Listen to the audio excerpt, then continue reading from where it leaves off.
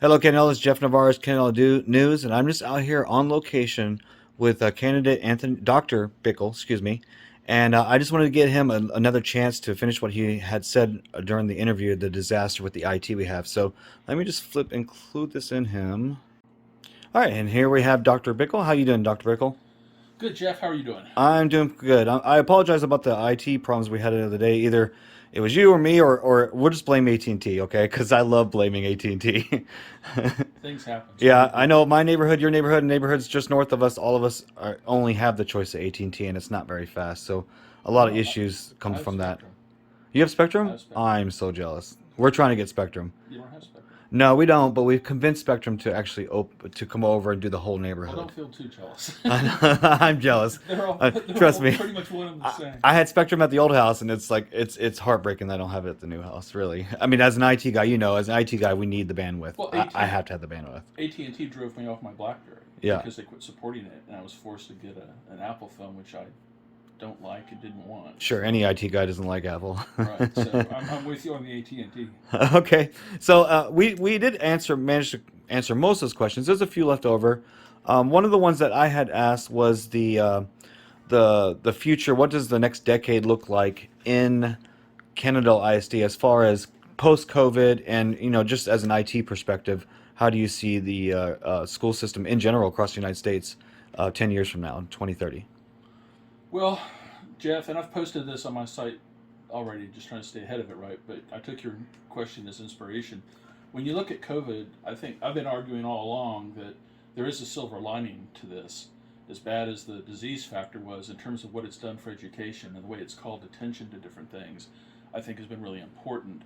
In bullet form, I mean, look, think of it this way: what was the first crisis when they announced they were going to close the schools? Right? How are we going to feed the kids? Mm-hmm. And it was basically just downhill from there. And people could read the one that I wrote. But after that, then the next problem becomes daycare. Mm-hmm. If you're an essential worker, right? I've got to go to work, and I don't have school to drop my kids off during the day, and now my kids have to learn virtually, and That was I'm not huge. there to help that. It's huge. Maybe I don't have the broadband, and just on and on and on and on. What it did, I argued, is I think it showed us how far removed learning has come from our official school systems, right? We have all these other immediate social needs. Some of these kids, maybe the only meals they get are at school, right? That when you measure that against learning, how important is a kid learns how to read and write and everything, it's hard to say, well, they're equal or better. I would make the argument that the reading and writing is sort of like teaching somebody how to fish, right? You Sure. can give them the fish or teach them to fish. But in the interim, we have changed our schools. They have transformed over the last couple of decades into something that I don't think they were ever intended to be. When I started school way back in the day, there was no kindergarten. First grade was the first grade that people went to. There was really no school cafeteria the way we think of it now. Every kid brought a sack lunch, and all the rest of that evolved. And the before school care and the after school care and everything else just piled on, piled on, piled on. All the student support services for mental health and on and on and on, Yeah. right? So when COVID came along and sort of blew all that up, and everybody was forced to recognize, we really have other problems. Yeah, the learning took the back seat. I mean, you look at the grades, right, and that was a mess. There was a lot of talk about inequalities and things, people having access to broadband and not hand. Sure. But the trick with a lot of that was, right, they weren't screaming about that before COVID came along. We still had those same problems. So Yes. it took an inflection point like COVID to kind of really really rattle that cage and shake things up, and it got people thinking and concerned. So for the next decade going forward, I think you're going to have on a couple different levels. At the upper policy level, you're going to be having conversations about, you see it already in President Biden's suggestions, right? The infrastructure discussion that they're having, right? Caretaking is now infrastructure. Certainly, access to broadband is going to be part of that infrastructure package. They're going to take a look at some of those issues and try to address that from the federal level in terms of providing incentives, money, support, something or the other, right? So that places like Kennedale, which we're in the Metroplex, you think would have better broadband coverage, but as we just discussed, right, we don't. Well, we actually have a AT&T hub right next to City Hall, which Right. is fiber, but they're just now snaking that around the backside of the east side of Kennedale. Right. Yeah. So I think we're going to see those issues addressed I think so too. At a larger level. Yeah. The middle range issues, sort of the technology issues, right? Because a lot of the schools before were working towards a one-on-one technology ratio with the kids, right? Yes. The Chromebook, laptop, We did. some kind of device. Yeah. Most of them were headed in that direction already. Yes, that's true. COVID sort of forced that issue, so It did. now everybody's Well, give them the money to do it too, as Right. well. Yeah. So now that we're at that point, right? That's a baby you don't want to toss out with the bathwater. I agree. We picked up additional modes of learning as well. Everything was face to face, and make no doubt about it, face to face probably has the largest number of fans among parents and teachers and people you're going to find of the three. Sure. But we had kids that weren't doing well in face to face situations, who did very well in virtual or hybrid situations as well. And then we had most of them that were in the middle that didn't really matter, right? In school, face to face, online, whatever. That kind Distance learning, things like that. Yeah. I mean, it's not that big a deal. We know from the research on the, if you will, the college learners and things, that being online requires a more highly motivated learner. There's no one there whipping you all the time. That's You've true. got to have the discipline to be able to sit down and get it done, check in regularly, whatever the facets of the course are. Home distractions, right? TV, video Well, see, games. look, I've worked from home. What is it? 2021. I've been working from home since 2002. My wife can't do it. Yeah. Because there's three things you have to be able to avoid if you're going to work from home: the refrigerator, the bed, and the TV. Sure. Right. This is where I spend more hours at the desk here. I used to make that argument when I was working. When we first moved here, I did a 2-year stint with UTA, and it's like the commute time back and forth, the time it takes me to find a place to park. Now that I'm a mile from the building to get in, all that time. I'm an alumni, I know. Yeah, that's all wasted time. Sure. Right? I mean, I'm more productive. I get up. My bedroom is next door to where I work, so I get extra hours in that way. So you just get used to it, right? So some people, in that case for me, the COVID thing was no big deal. Yeah. Right? Me too. Because we had somebody here to look after the kids. Now, as soon as they let us, right, because my youngest is in special education, and the whole online thing was not working well for her. She needs the human contact, the human interaction, the computer. She loves computers, don't get me wrong. I don't know, she's home somewhere, probably back in the bedroom or upstairs. And she'll be on her phone or her computer as we speak. Sure. But it wasn't working with her educationally speaking. Yeah. So they had a thing that I thought was really nice and lobbied really hard for, was you've got some of these kids that have got to get back face to face at least on some basis. And so before they took everybody back face to face, they started taking the special needs kids back. I think it was 2 days a week. I think they had a batch on Monday, Wednesday, I believe, and the other group went Tuesday and Thursday. So they could split them up and keep them separate. But they started putting those kids back into the system earlier, and then later all the other kids returned to school. I thought that was a good thing. So she's been going full-time face-to-face from that point. Yeah. Right? And then my oldest one is a hybrid student. So she's in jazz band, marching band, concert band, all that kind of stuff. So I have to take her to campus twice a day at least, 3 on days they have after-school rehearsal. I love marching band, but the time sucks. It's just, forgive me. My daughter's in sports, and it's always early in the morning. It's the same thing, right? I mean, they have as much homework to do as everybody else, and a whole lot less time to get it done. So it's time consuming. But that's the kind of thing I'm talking about when they're looking at modalities. So those are different things that don't be too quick to toss those out either. We've made the investment for some of these things. We spent a ton of money, not to mention months and months and months and months of working our teachers, sort of bringing them up to speed. And I'm on DEIC, elected to that 2 years ago. And we just had our rundown of some on-campus surveys from the teachers talking about, on the professional development side, what did they find useful over the course of this last year? What do they like? What not so much? All that kind of stuff. And the Google thing was number one on everybody's list, whether you liked it or didn't, right? That was getting the Google training. But having invested in that again, there's no reason to toss that out. I mean, forget the, will COVID come around again? Pray to God not, right? Oh, God, no. Tornadoes and other kinds of, might there be other disruptive events that would make us close the school? Possibly. But the 21st century isn't going to sit around and wait for us. I agree.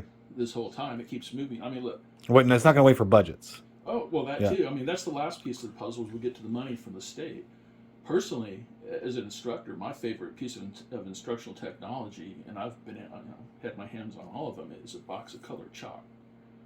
I can get as much done with that as anything else, but chalk got banned from the classrooms because the computers suck it in with the fan. You can't Yeah. have technology, right? Yep. So you can't I have know. chalk. Boo hiss. All right, money. There again, how else do you say it? But God bless Texas, right?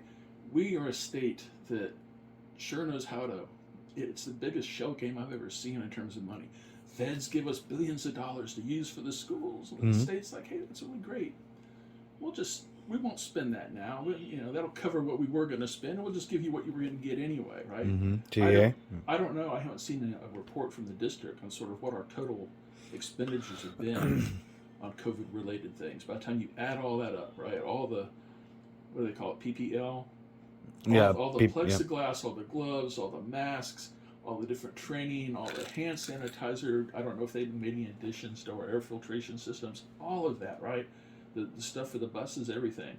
At some point, our CFO should be able to sit down and say, here's our total, here's how much COVID cost us, right? Sure. And the feds gave us money with the idea that was going to come to us, but you read Texas Tribune and some of these other pieces, and we got a bunch of politicians that are kind of like, well, no, not so fast. I read those actually. Yeah, it's like, we think we're the ones that should decide how that gets spent. Instead of just being the pass-through, which was intended. They should give us our damn money. Let's just be honest. Our congressman, before he passed away, was shocked to hear that the schools around Tarrant County or his district were not getting the money like he was being told because of the state, like as you put it. He was shocked. He should be. Yeah. And the rest of us should be, outraged. Those are our tax dollars in that sense. I mean, we've already paid for that once, and now they're going to basically make us do it again. So the real catch with all the other possibilities we just talked about, right? Which babies to keep and what bathwater to get rid of. Do we hang on to the technology? Do we hang on to the teaching modes? All of that comes down to how the state's going to figure out attendance, right? That's always the thing, the ADA attendance. And they gave us credit for the virtual stuff, right? Because that's how we get paid. Yeah, right. That's true. We have three big buckets of money that fund our schools: the federal government, Title I, Title IV. The state, they have a name for it. I forget what it is, but we get dollars from the state. Yes. Attendance based, then we have our local property taxes. So when they start messing around with their contribution, they put us in a hard spot because the government's not going to make it. The feds aren't going to make up their end of things. And we can only charge so much in terms of property taxes. Yes. To keep up with that. And again, to the district's credit, if you watch the way the property values have been going up, well, the state did mandate that they cut those property taxes, but even before that, again, you have to sort of take a bigger historical picture. Even before that, we were almost flat for years, year after year after year.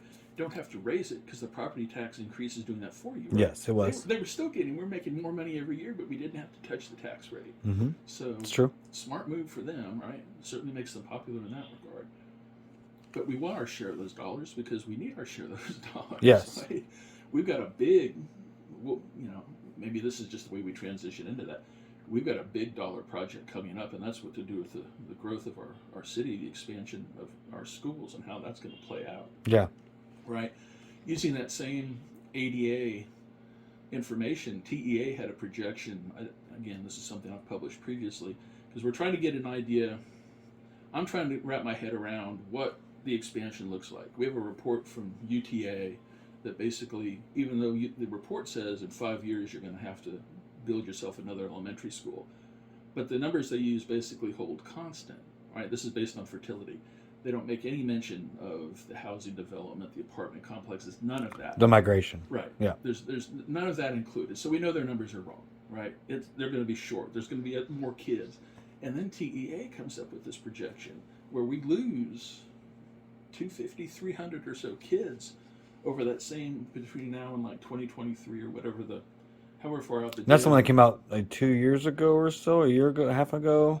COVID kind of makes me think things are a lot sooner than what they were. Yeah, but I just came across it a few months ago. yeah, okay. And it was pre-COVID. That was my point. It was pre-COVID. I think I know which one you're talking about. Okay. Well, I put a request into them because they don't identify what their method is for coming up with that number. And I'm curious because, again, if you take them as a whole, there's like an 800 student difference between the projected high and the projected low. So I don't remember if we said this on the call the other day or not, right? Either we need to build a school or we need to close a school. Mm-hmm. But right now, with the data that we've got on the table, it's hard to say which. So I'm a fan of we need more interrogation of the data. We got to keep working on some of those numbers. But where we get to, so let's talk about the engineers' proposal, what they came up with for Arthur. Basically, the whole thing was a much bigger plan. They were going to put second, third, fourth, fifth grade at Delaney and Patterson. They were going to move sixth grade up to the junior high, so we had sixth, seventh, and eighth together. That's how I went to middle school. Mm-hmm. And then they were going to combine at Arthur pre-K, kindergarten, and first grade. Now that's the right idea. Where I disagree with them is I saw the video. So watching the engineer during the video, he's talking about, well, we've turned over all the stones and this and that and the other. There's two big things they left out. The plan they presented to the board was for a pre-K only facility, right? We're just going to build a pre-K place, but you're selling us over here that 3 grades are right. The 3 grade approach is the correct one. That's the way we want to do this. Those are the formative years where, let's get all these kids together when they're young. Let's go out and buy you want to spend money on teachers and things. I don't have any problem giving teachers raises, but it should be targeted. We should go out and find ourselves some specialists to come in here that are worth the big bucks, just like anything else. College is what I know. College is what I'll talk about, right? I guarantee you they don't pay humanities professors what they pay business professors. Sure. They don't pay business professors what they pay physicists, right?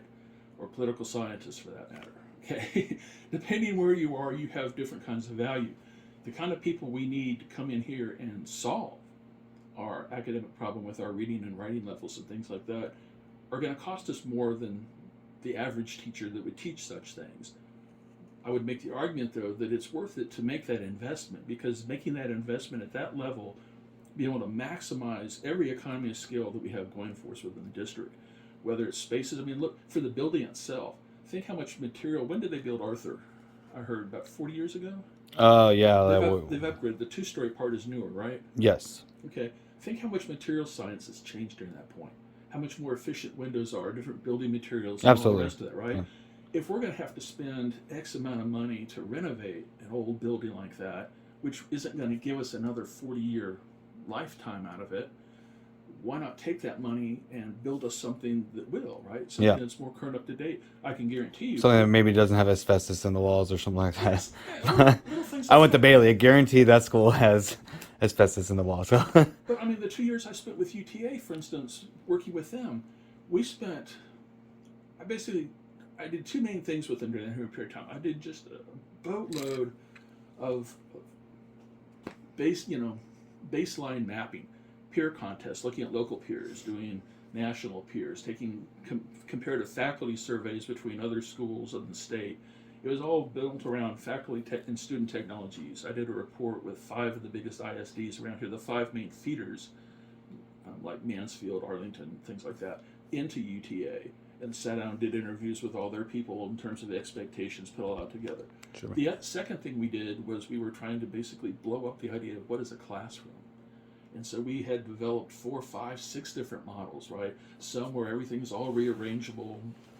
What do you do with the lecture hall? How do you redesign that? Because the idea was more, active learning was the big push. And we have to break this stuff down. And anyway, so I guarantee you, classroom design has changed a whole lot since Arthur was built again as well. And when you look at pre-K, it's not my thing. Don't get me wrong. I couldn't tell you what kind of room they would need or want. But I'm certain it would be different than anything that's existing over there now. And even though if we're going to knock out some walls or things to create a larger space, because the state apparently has changed, like they changed everything else. Yeah, they changed the rules on pre-K. pre-K. They changed the rules on that, how many square feet you got to have per kid and all the rest of that. Mm-hmm. Then why don't we build the most effective space we can, right, to the best standards that are available today? That gives you one other thing that Arthur doesn't. Okay, so they don't give us a plan for what a building like that would cost that would cover the idea that they're selling us. Then they don't, the adverse thing, converse thing, is they don't talk about what to do with Arthur, right? Because if we build a new school someplace else, do we sell Arthur? Do we repurpose Arthur? What do you do, right? Housing is a big thing. I'm sure there's a developer that would come along, love to knock it down and build a housing project, God forbid, an apartment complex, but, something. Mm-hmm. What are the trade-offs? So there are more stones, I think, we need to look at. And again, since we're talking about a generational project, this will impact a generation of students of learning. It's true. I think it deserves the time and attention that we give it to give it serious thought. What would you do? Because now if you build a brand new place, right, where you put it makes all the difference, Mm-hmm. right? Where do you put Especially in 6 square miles. it? Yeah, I know. Yeah. Right? I mean, you can almost hit it from a rock no matter where Yeah. you put it. But how would that impact rejuvenate an older neighborhood? Use it as an anchor for a newer, on and on and on and on. Do we That put it in Arlington, for example? Yeah. Yeah. well, wouldn't that mess with some people's heads? Yeah. But those are conversations that involve the city, and the district aren't always.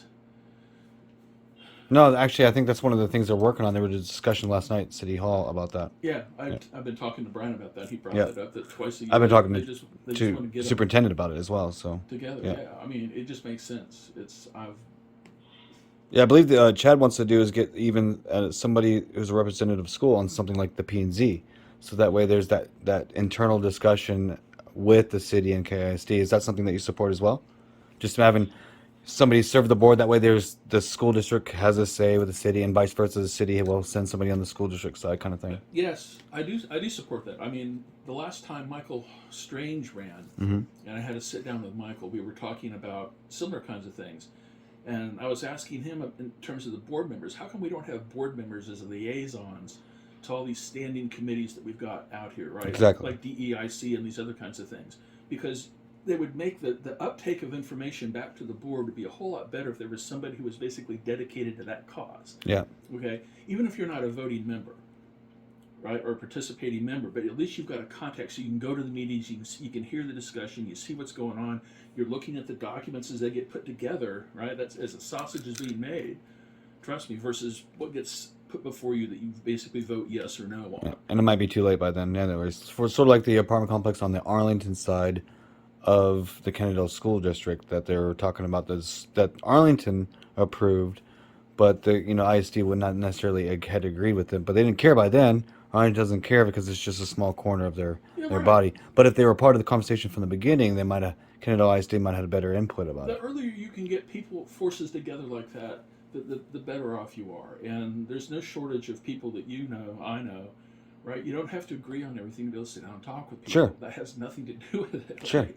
A, you get to know people better that way, so you develop some kind of trust. But B, you get to just exchange ideas and bounce it back and forth, and that influences how you're looking. I contacted a number of the board members at Mansfield ISD because if I had to pick an aspirational peer district that I was looking at and saying we're going to model ourselves after anybody, who would it be? It's Mansfield, hands down. Okay, and one of the things that we talked about here, you have a city that's on fire in terms of development, and we're not talking about a little apartment complex or a few houses here and there, right? You drive down Broad Street and the rest I know, of that. it's When I moved ridiculous. here, none of that was there. I know. I mean, The hospital, they already have all those of that, huge apartment all that complexes was already. gone. And Yeah. there's more of it coming every day. It's Yeah. just up, up, up, up, up. It's like, how do you manage? How does the city have that level of growth and yet you maintain your level of excellence with the school district? And we talked quite a bit about that in detail. And for him, I won't use the names of the individuals I talked to, but the gist of what came back that was consistent across the board was communication. They have a number of committees, if you will, that come out of their board, where they meet regularly with the people. Mm-hmm. You're talking about a bond, right? We would have to have a bond election because we're not going to pay for whatever it is we need out of pocket. No, of course. The way Texas manages our money, that's just not a wise thing to do. Yeah. Like a house, I think we should pay some of it, like a down payment kind of thing, so we have equity in going forward because you tend to care a little more if you've got skin in the game. Sure. But we're not going to be able to foot that whole bill, and I wouldn't recommend. Well, and taxpayers should have input something so large and Obviously. grand. Yeah. Well, that's their point, right? Right. You just get out there and you have all these committees. We'll have one or two things for the committee. He's like, we did 20, 30 community meetings. You just do it again and again and again until you're just sick of it, right? but that's the only way you get the buy-in you need from the community, because everybody's had more than one chance to participate. It's an actual function of the board members, right? Mm-hmm. Part of your job is to adopt find a cause. There are lots of causes in the community to keep the city beautiful, whatever, right? Attach yourself to some of these causes, because every one of those causes has a different number of community members and things in it, right? Mm-hmm. And so that way you're better connected to the community. Dole people out. What are all the campuses have? What do they call it? Campus improvement plan. So maybe it's a campus improvement committee. I haven't served on any of those. We've got the shack. I know there's a safety. Shack does kind of safety and wellness. I know there's another one that has to do with more of the policing side. Anyway, you get the point, right? We've got a number of standing committees. We should have board members attached to those. It improves the communication both ways. In the same way we were talking about having people serve on different boards and things for the city.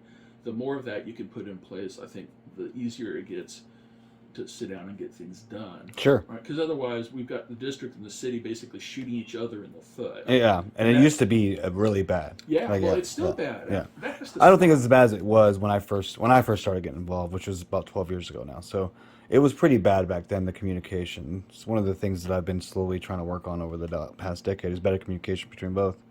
But like with the apartment complex over there on Sublet, right? I mean, we can't be in a position where the city benefits at the expense of the district or vice versa. That's what we have to stop. And you want to stop that, that's going to require some kind of institutional, organizational changes, cross communication and things like that. And I think we can get past that. Sure. And then we can all. So would you agree that it's the role of the city is to create an environment for growth, but it's the role of the ISD to fulfill those needs? Oh, absolutely. I mean, look. Take a look at the last time I looked, we had about 520 out transfer students. That was 20% of the total population we had at the time. Mm-hmm. Those are all people that live in our district who are voting with their feet and who have decided, I hate that. Doesn't my hand gets sore? Is that carpal? Carpal kills me. But these are people voting with their feet, opting to live here to go someplace else on us, right? So we're all worried about all this housing development coming. What if all those people just came back? Mm-hmm. Right? What would we do with an additional 500 students if they all came home tomorrow? The sheriff, we used to make fun of the sheriff in the county I lived in Georgia because he was one of these anti-drug crusaders. Guy hated pot like he must have smoked it all his life, but he didn't want anybody else to have it, right? So he was like, yeah, we're going to arrest everybody. If they thought you smelled like marijuana, you were going to jail. It's like the guy should be careful what he asks for, right? Because what if everybody in the county that did smoke it showed up? Right? What would he do with all of them? Well, he wouldn't have capacity. Right? He couldn't handle the situation he was begging for. So if all these people came back into the district, we don't need all this other housing, right? We're in trouble overnight. So on the one hand, you can say, oh, okay, well, it's a blessing that they're leaving because it's allowed us to go on the way we have up until now. But we're going to have others coming, and here's the trick. And this is why you want to have a district of excellence, right? Because, and this is all the real estate people will tell you, right? Why do real estate people like selling homes in schools that have, top-notch school districts? Because people want to live there, right? Sure. Because they want to come buy houses in there and everything else. That's one of our biggest reasons why we stayed in Kennedale. Exactly. Yeah. So you think the city has a vested interest in seeing the school district do well? Absolutely. Absolutely, Yeah. right? So these aren't, I know, I keep talking to people, and people keep telling me, yeah, they're two separate interests. You have the school board and the city. I'm like, okay, great. But we're a tiny little town.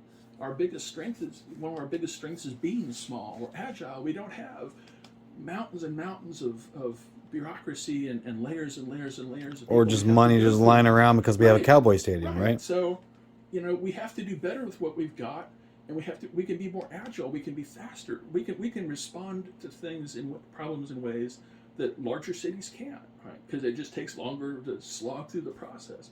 And yet we don't do so much of that. So it's like, for me, it's one of those faceplant moments. This just doesn't make sense. Yes, develop the town, get the school in top-notch shape, and that'll take care of half your development problem right there. People will want to be here.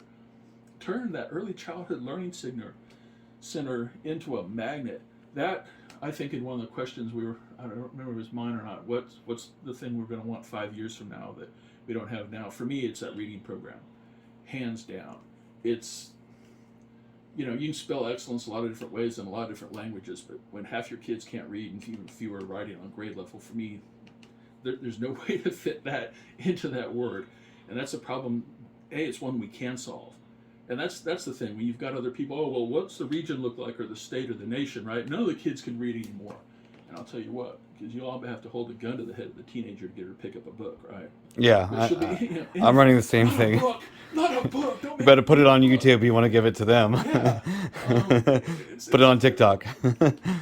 And see, therein lies the tragedy of growing old, because you have to watch all these things happen, because you remember when it wasn't like that, right? Sure. And you can see how things have degraded over time. Well, So- for me, it's not necessarily decorative, but my generation wouldn't do that. Our generation, for example, but I don't blame the next generation for creating whatever life that they want to use, especially when it comes to technology. Like, I would never be a cyborg and do cyborg technology with my own body, but I wouldn't fault my daughter's generation for embracing that and being cyborgs, for example. Right. So if they want to do their learning off a screen versus out of a book, that's Yeah. fine. But you still got to learn to read either way, Yeah. right? So, do you see the classrooms being like where we have the Chromebooks, but they're sitting in the classroom? Do you see that for the next 10 years? No. You No. see school teachers going back to the chalkboard, quote unquote. They'll be using something else 5 years out. Yeah. Chromebooks won't be around. What do you think about the augmented reality stuff then? Well, look how far that's come, right? Slowly, but it's coming. Yeah, I mean, you can go back. When was the last time I was at Virginia Tech? 2015 or so. They were famous back in the day, back in 2000, for their cave, which was a great big giant space using a multi-projector configuration, which the cave was an early, think of the, so there's one of those transition points, right? The cave in a space the size of this office does what a set of those ocular glasses will do for your net. That's how we got to the glasses, right? Yeah. Was working with that technology, miniaturizing it and everything else. You already got programs out there with holographs. I mean, Sure. when I was at MIT Media Lab, it's a scary place to look so far in the future. You're looking at things that won't come to market for 20 years. I know, Kid and Candy story for me. Oh man, it's killer. I mean, one of the projects we were looking at, and this was years and years ago, they were showing off high def screens, right? And they walked us through, and you're just gobsmacked looking at this stuff, because at the time we were using those CRT monitors that weighed about 200 pounds. I had one. Yeah, I did too. I had a pair of them. And they were just huge, and you're looking at flat screens and curved screens and all this other stuff they have. And then they get us, they're not even showing off the good stuff yet. Now we get to the end of that line, and here are things, and this is the point that they made, right? Here are devices that are beyond the ability of human beings to read, right? The pixelation rates are so high, our eyes can't perceive all the data that's being presented. Sure. And okay, I've got a class of kids with me and things like that, and we're all looking, and the question comes up, well, why would you make something like that? You know what their answer was? Cyborgs?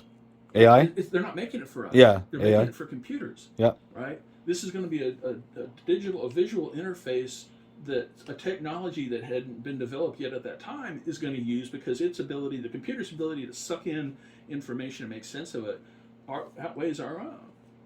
So yeah, when you're talking about where technology is headed and what the schools are going to look like and everything, again, we had all the years working there, 5 years, you were lucky to get something that was going to last 5 years. Take a look at the little classroom clicker. Apple Macs growing up. Oh, look what a waste that turned out to be. Yeah, it was a Every waste. education department at every college and university was an Apple thing, if only to be different, right? Yeah. Because you couldn't run the software. Everybody, we want Windows. What we want is Word and all that. None of that stuff works. The support system, all that, wrong. I came up through the period where you didn't have all these things standardized. Back when desktop video conferencing, okay, that was done with bundled ISD lines. 6 sets of those. Great big massive equipment rooms. You still had, I think you had 3 players in the game at the time, 2 that were getting close to, once you got it down to 2, then you can fight it out for the standard, but you had about 3 companies that were involved. And it mattered, because if you had one brand and I had the other, we couldn't talk to each other, right? That was back, no standardization back then, Yeah, for sure. Think back before Google, right? Again, for Pre-internet, pre-Prodigy days. the browser wars. Yeah. Netscape, Alta Vista, all the rest. Where every web page you designed had to be coded differently It was a depending on what nightmare. browser you were going to put it on. What a pain in the butt. So people today, they don't appreciate what they've got at all, because they didn't live through all of that. The phones they've got and everything else. So good things happen, and change comes like that, and we need to keep our head up and look for it. It's the technology that drives the change, not the other way around. Our use of it is always well behind the curve. The technology basically is the change, and all we're trying to do is racing to keep up with it, to keep finding out, well, what are its limits? What can it really do? Uh, Example, Juniata College. We decided, this was the second round of broadband. The first one failed and didn't take off, and we were trying to use dial-up modems, and you can't deliver streaming video over a dial-up modem. You can't connect to a computer on a dial-up modem. So this is round two, and now the cable companies are getting involved, and it looks like it's more of a going thing. So the finance director at the school, who wants to, it's his job to raise money, wants to be able to produce short little videos that he can send out to prospective donors and things. Well, we don't have any of the architecture for this. There's nothing. The campus is I think Cat 4 at the time, thinking of going to Cat 5, and there's not a computer on campus that could deliver it if we had the capability. Sure.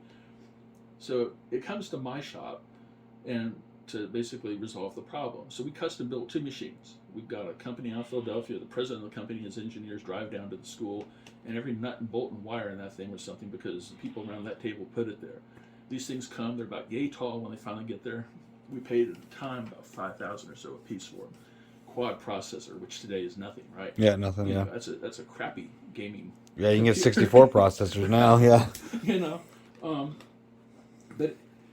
But it was nothing like we had on campus. So the first rule of order to it was break it, right? Find out what we can do with it, crash it, bring it to its knees, so we know what the limitations are, and then we could start building the stuff that people wanted for it. But you had to know how far you could go.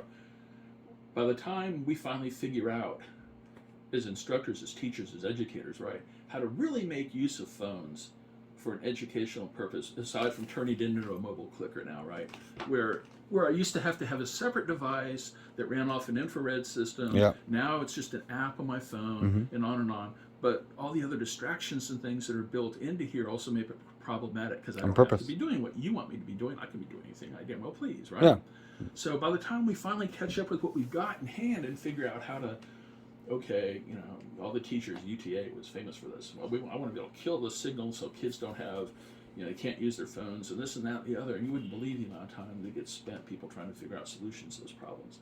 It's a war you can't win, guys, because as soon as you figure out one way to block it, it's absolutely, they're going to find another way, or something else is going to come along. Sure. And you just wasted months of work and thousands of dollars, right? And that's IT in a nutshell. Yeah, that's it. Period. So we have, we're always behind that curve. We're always going to be chasing it, and every now and then. And now throw things like school budgets in there, which just takes a decade to refund all that school. When we had apples for decades, growing up, same apples.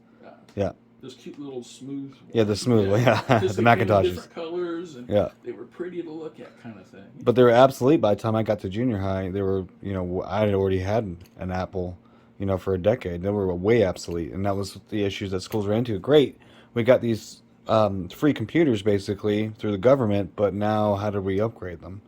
But like you said, things changed over the years. Now we've embraced technology a little bit more, and mobile technology and things like that. Well, Anthony, obviously you're pretty knowledgeable in the subject of education, especially when it comes to IT. But the tough question is that you run the Kennedale Review or Kennedale, yeah. And I think your biggest criticism is just, I guess, your approach. You've used it to attack, you've attacked me, you've attacked Kennedale News, you've attacked Chad, you've attacked the city.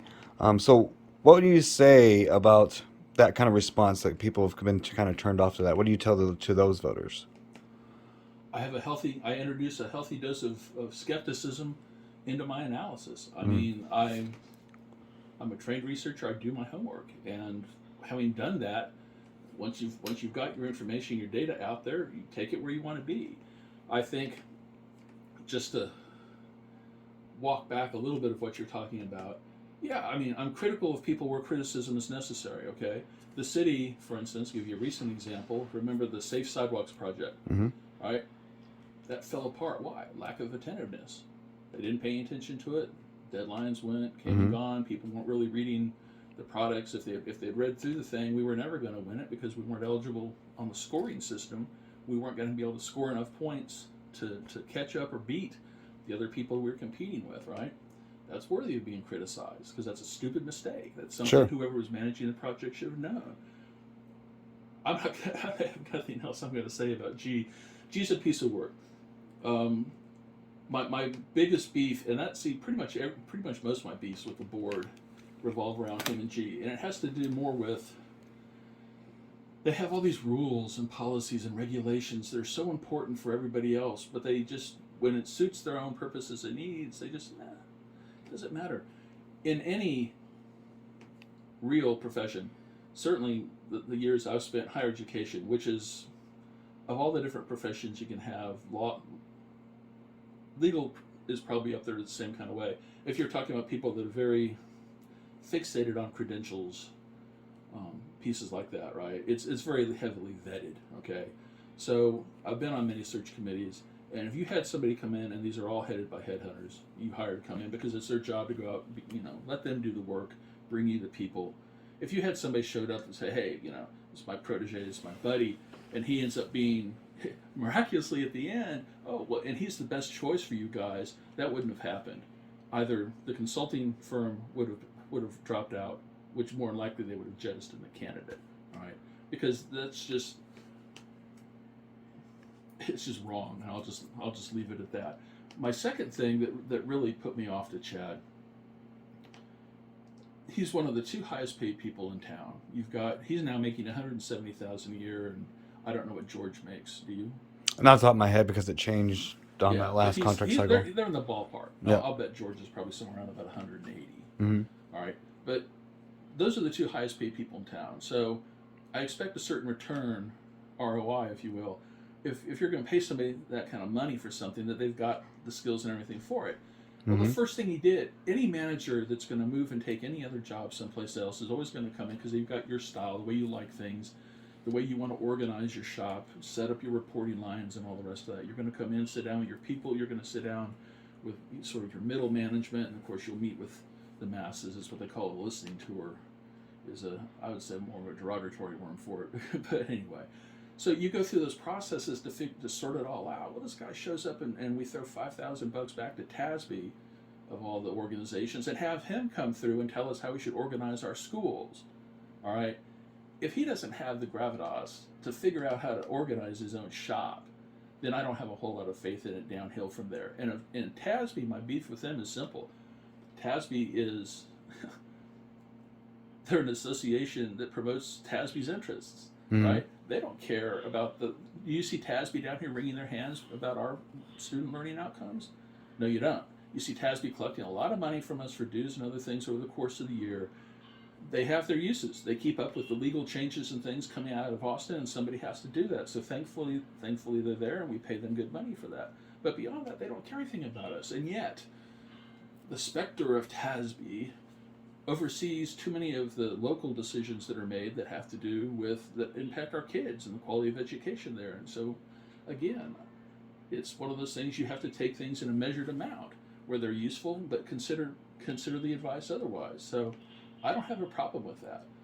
My issue, since you're sitting here, my issue with you in the past basically has been you're an English major, and I understand the journalism part and everything, but man, you should have been a softball pitcher, because when you're interviewing G, you're serving them up, and now there's a reason for that. And I won't expound on what that reason might be, but you haven't tried to put a ball past that man in a long time. Nobody does, right? I don't know if it's because, he's I don't think I've interviewed Cheese since last summer, basically. Well, the last time, I haven't seen one of your interviews with him. I don't watch the Friday things any longer because I saw enough of them where it's like, okay, let's just, we'll leave it at that. I think, and the habit, what we have with the board, and I think it's become dangerous on a number of fronts. It's certainly become dangerous to the women of the district, to the young girls in the district, is the board got out of the habit of holding the superintendent accountable. This goes back to Duggar. And this didn't happen overnight, but it came along bit by bit by bit. And we're not just talking about academic performance, right? You're talking all the way. The superintendent is an employee of the board. And that relationship, I think, has really been blurred and forgotten about, to the point where the board's job is most definitely to support the superintendent. Well, how best do you support the superintendent? You give them a clear set of goals and objectives. This is what we want you to do. This is how we're going to measure the progress towards those goals and objectives, right? This is how we're going to know the standards. This is how we know when we get there, right? When we've accomplished them. Then you go back and you say, what resources and support do you need to accomplish those goals. So it's their job to provide that too, right? Whatever assistance that he needs to do what he's being asked to get done is on the board to provide that. But in the end, you have to be able to sit down and say, okay, since they do it annually, right? How'd you do? Mm-hmm. Right? I've had to do that forever. You know, you're essentially justifying your existence, right? You have to sit down in front of your boss. Your boss, when they get really insidious about it, it's like, well, I want you to write me up your own evaluation first and give that to me. Then I'll review what you have to say. This is why I didn't do corporate America. Yeah, sit down with you and go over yours. Because, you know, everybody's faced with that automatically. Ooh, well, if I'm too bold, they'll do this, and I don't want to short myself here. Right? They put you in a tough spot when you're having to do that. So if you get elected, are you going to try to bridge that gap that you created, or are you just going to be like you said, here's your rules and come back to us in a I year? will give Chad whatever help Chad tells me he needs to get done what's done. What I think hasn't been done is I think that we're kind of weak on the goals and expectation side. Mm-hmm. What do we want? I think we're very weak on the measurement side in terms of what are we going to consider evidence of progress. Mm-hmm. Okay. I think Chad could learn a lot from me, and I think I could be a big help to him in that regard, because going forward, you know, I've said before, he and I have more in common than probably either one of us would like to admit, right? As an administrator in higher education, faculty member, it's a marriage because it's tenure track. You got 6 years to get tenure, and after that, then you go for your first vote. You get tenure, then you're cool. Your next piece is getting to, you know, promoted as associate professor. After that, pretty much, you know, it's a marriage. It's one of the reasons I left Juniata and moved on, because every time I'd sit down with the boss, he bought a house yet, bought a house yet, bought a house yet. It's like, don't know that we're going to be together that long. Sure. Because to move up in higher education, you have to move on. All right. So I understand that part of G's past totally. Not just from the military, growing up in the military where we picked up and moved every 2 or 3 years, but the idea that, Army brat? you know, you move, huh? You're an Army brat? Navy. Navy, okay. I was an Army brat. Dad was a Navy child. Okay. But they don't promote from within, like, you know. See, that's really a big difference between corporate America, if you will, and higher ed America. Because corporate America has a big thing. They like to promote from within because it improves morale, helps you retain employees and everything, because they think, you know, they've got a shot. You're going to something to aspire to. In administration at higher ed, it's, you know, you've got to change jobs and you're going to move on. Now, the money is the other piece of it too, right? Money and opportunity, and that works hand in hand. My first job as a faculty member, I got paid X. Next I was offered a sort of split position, right? Half administrator, half faculty. Well, that pays more, right? When I gave up the faculty side of it altogether to go administrator, right? So basically I doubled my salary every time I moved. That's a strong incentive for people to, you know, get good at what you're doing and seek opportunity. And it's not a matter of having to go look for something. People are coming to you. But if you're good at what you're doing and you're out here working this stuff, you're having to tell people to go away all the time. I'm not ready to leave. I like it here. Leave me alone, type of thing, right? So, in that sense, I think it could be real beneficial to him. Now, if he wants to just automatically shut all that down, you know, I can't help the man. There's nothing I can do there. I've offered to talk to him many times. He doesn't want anything to do with it. Okay, it's fine. You know, if I end up on the board, sooner or later, I'm sure we're going to have to. Sure. Right? So, any final words to your voters, to potential voters out there? If you're looking to, how to put this?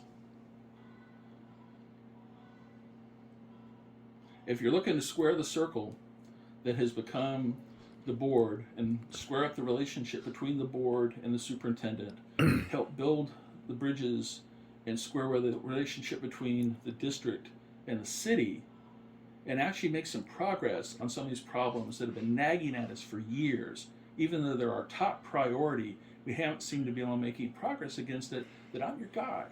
Because you're not going to find anybody else who's going to be more open-minded, sitting down, willing to listen to people, willing to talk about anything, making sure that everything involved is on the table when we're making bigger decisions in that sense. And I bring, I think, quite a bit to the table. So, you know, there it is. I have a style all my own. I don't apologize for that. Mm-hmm. Everybody else has their own style too. So you don't have to marry me. I'm not asking for your hand, right? You want to help your kids out. You want to help square things out. Here I am. I'd appreciate your vote. Thanks. Okay, where can people find more information about you? Kennedale IS Review is what you stick with, the one that brought you. I mean, The last time I tried to scroll to the bottom of that thing, it took me over an hour, and that was over a year ago. So Sure. if anybody does want to run all the way down to the bottom and read the whole story from the beginning to the end, it's one great big book. Let me know how long it took you to get there, because it's I just I won't do it. I just don't have the time to do that. All right, well, there you have it, Kennedale. And I thanks, Anthony, for letting me come out and finish the coffee chat with you. I'm sorry about the confusion the other day, but I'm glad I came out to finish this interview with you. Sure. And there you have it, Kennedale. I just have one more video that's already been recorded. I will release just after this one, and that's with Via Gomez. So she was unopposed, but so she is on the board. But it was a great interview with her. Basically, it was a parent-to-parent interview. I think you guys will really enjoy it. And if you have any questions, you can reach out to Anthony for him or reach out to Kennedale News, and we'll make sure we connect the dots for you. This is Jeff Navarez with Kennedale News.